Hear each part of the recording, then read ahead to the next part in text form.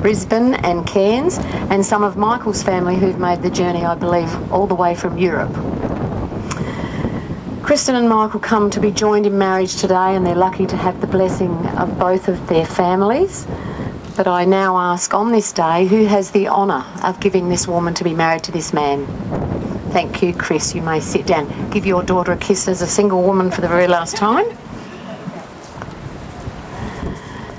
And if you'd like to come in a little bit closer. Beautiful. Before we continue, it is my pleasure to introduce this beautiful looking wedding party. They are Kristen's beautiful bridesmaids, Taryn, Hannah. No, that's the wrong order because I know Alicia's standing right here.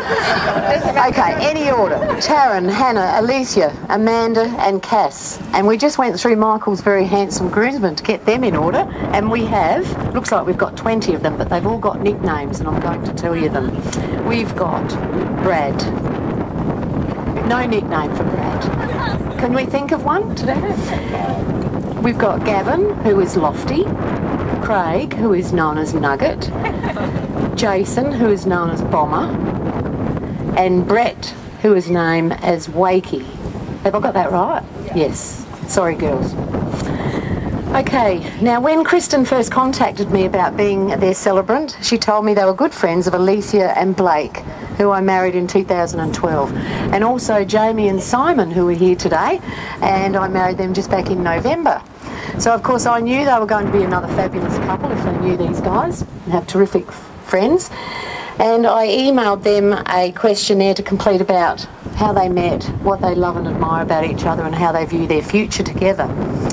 And a few days later they came to see me, and I was very impressed with how organised Kristen was as she reached into her bag and put on the table all these documents. There, you wanted that and that.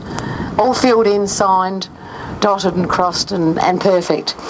So, along with their original birth certificates, which no one usually has to start with. And I immediately thought to myself, Michael, you have one very organised lady here, so you're going to be able to go fishing a lot. Now, as we read through their answers together and they shared more of their story with me, we had a good laugh. And it was then my pleasure to write their story, which I'd now like to share with you. Kristen and Michael first met about 7 years ago at the Kangarilla Football Club, but didn't see each other again for about 12 months after that, when they all hung out together at a cricket match, and Michael was teaching Kristen how to bat. He very gallantly showed her how to hold the bat to protect her legs, and of course needed to stand really close behind to position her correctly. Michael said to me, with a cheeky grin, she had shorts on. Stop cheating. She had shorts on and was leaning forward to hold the bat, so that wasn't too hard to watch. But it was to be another 6 months before these two actually got together, when they both attended Simo's birthday at the Grand Hotel on the 31st of May 2008. Where's Simo? Oh, that's Simo. Kristen said, we were dancing together when the Veronicas song Untouched came on. And when they sang, Somehow I Can't Forget You, I've Gone Crazy From the Moment I Met You, Michael said, this song is very fitting, and then he kissed me. I thought Michael was very funny. He made me smile all night, and just being with him gave me butterflies. Aww. Michael said, I thought, she's a bit of all right. She's fun and cheeky. So that was the beginning of a perfect match by a persistent little matchmaker, Cass. And Kristen said if it wasn't for Cass dragging me out that Saturday night, we wouldn't be here today, so thank you, Bug. But Michael disagrees. He said it's all due to his dancing. After that night, they were inseparable, and their love for each other grew stronger every day.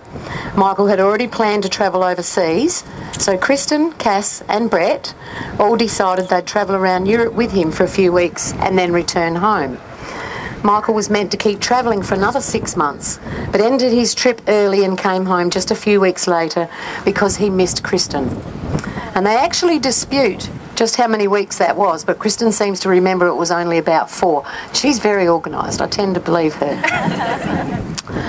After that, they certainly didn't waste any time, and within 12 months, Michael and Kristen had bought a house and moved in together. Michael's dad, Phil, was absolutely amazed, saying, "I can't believe he's moving in with his girlfriend. What have you done to him?"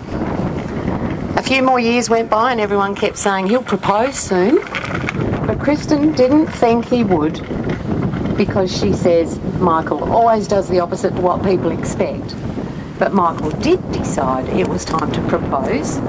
So he rang Kristen's dad, and over a beer he got permission to propose to his lovely daughter, and then set about organising the perfect proposal. He took Kristen to the Barossa Valley for 3 days, and the day after their 5th anniversary, on the 1st of June 2013, during dinner at the Appalachian restaurant, Michael went to the toilet, unwrapped the engagement ring from tissue paper, and then returned to Kristen, who was waiting at the table. He dropped to one knee and he asked her to marry him. Just like that. Kristen said Michael had really thrown me off track by saying I would never ever propose in a public place. How embarrassing. So he went to the toilet instead and unwrapped it and then come back with it. I was so shocked, said Kristen, and surprised when he did, that I started laughing and crying all at the same time and completely forgot to say yes. But the surprise didn't end there, because unbeknown to Kristen, Michael had secretly enlisted the very capable help of his mum, Linda, Auntie Marion and Dad, Phil, to sneak into their room and decorate it while they were at dinner. So when Kristen entered their room, she was overwhelmed with dimmed lights, champers on ice, and on the bed lay little Haig's chocolates. Well, they were little hearts spelling out the words, "I love you," all surrounded with beautiful rose petals. So, oh, you really did good, didn't you? He was organised. You've taught him well. Kristen said, thinking back over that 3 days, Michael was pretty cool about it all and very romantic. And Michael has this message for you, Cass. He says with a smile, "Thanks, you've cost me a fortune." Of course, Michael has proposed to Kristen a couple of times before, you know. Once with a beer bottle cap, which he said didn't count, and once with a burger ring, but Kristen ate it. So he said that proposal was completely null and void. Michael said, "I love and admire Kristen because she is always kind and caring and puts others first. She is loving, thoughtful, and always makes me laugh, and loves having a crack at new things. I see an awesome future with Kristen, having lots of babies, and she's going to be an amazing mother." Yes. Kristen said, "I love Michael's sense of adventure. He is a kind, warm, gentle soul and is very considerate. He always makes me laugh and gives me strength, even when I doubt myself. I see our future filled with lots of new adventures too, but maybe not so many babies." I'm just going to take my glasses off because I can't see. They're gone too dark. And Kristen would like to give special thanks to their parents, Chris and Carol, and Phil and Linda. They are grateful for all the love, support and guidance you've given to them both over the years, and they would also like to take a moment to remember with deep gratitude some very special people who are no longer with us. And that's Michael's late granddad Jim and Kristen's late grandma Dagny, who both passed away last year, and Kristen's late Nana and Pop Whitehead and late stepmother Britt Marie, who were also very dear and still very much in everyone's thoughts today. And I'm sure they'd all be very proud of you both today. They'd be looking down smiling on you. So Kristen and Michael, have you decided, well, you have decided because you wouldn't be here otherwise, to formalise your love and commitment for each other today? But before you are joined in marriage in my presence and in the presence of all these witnesses, I am to remind you of the serious and binding nature of the relationship into which you are now about to enter. Marriage, according to the law in Australia, is the union of a man and a woman, to the exclusion of all others, voluntarily entered into for life. So Kristen Renee Schulz and Michael Scott Clifford, have you both come here today voluntarily to be joined in marriage? We thought you'd forget, didn't we, Michael? We thought he'd remember and you wouldn't. Michael, on this day, do you take Kristen to be your wife and lifelong partner in marriage?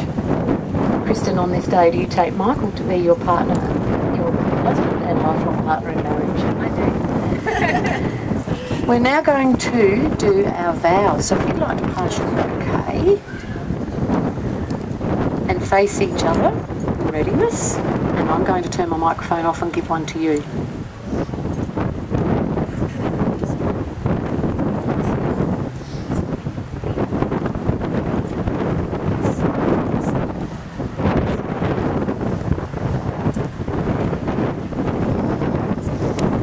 I ask everyone here to witness that I, Michael Scott Clifford, take you, Kristen Renee Schultz, to be my lawful wedded wife, my best friend, my faithful partner, and my one true love. I promise to encourage you and inspire you and to love you truly through good times and bad. I will forever be there to laugh at you, to lift you up when you're down, and to love you unconditionally through all our adventures in life together.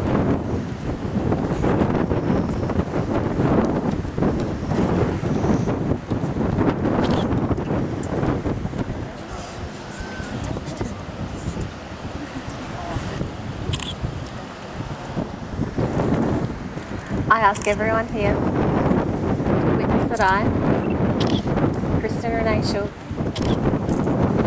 take you, Michael Scott Clifford, to be my lawful wedded husband, my best friend, my faithful partner,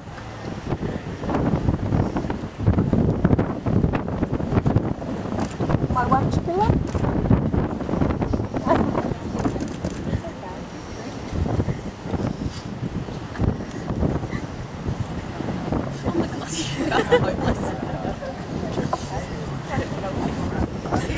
I promise to encourage you and inspire you and to love you truly through good times and bad. I will forever be there to laugh with you, to lift you up when you are down, and to love you unconditionally through all our events.